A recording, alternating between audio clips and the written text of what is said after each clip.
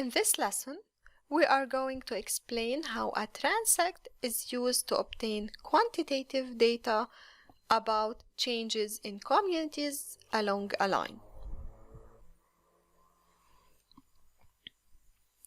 Throughout some areas, there can be changes in the physical conditions or the abiotic factors.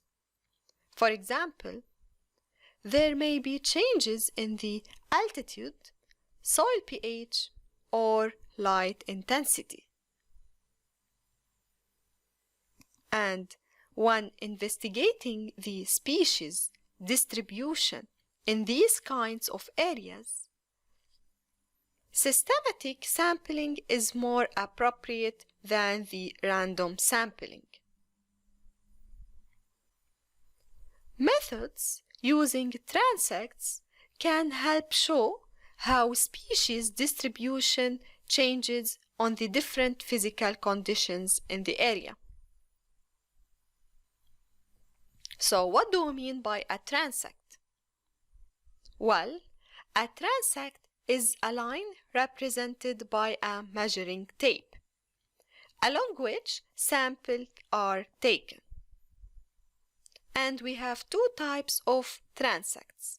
We have the line transect and the belt transect. In the line transect, we lay out a measuring tape in a straight line across the sample area. Now, at equal distances along the tape, we record the identity of the organisms that touch the line. For example, every 2 meters, we have this plant that touches the line. And this will produce a qualitative data. On the other hand, in belt transect, we place the quadrats at regular intervals along the tape and record the abundance of each species within each quadrant. And this will produce quantitative data.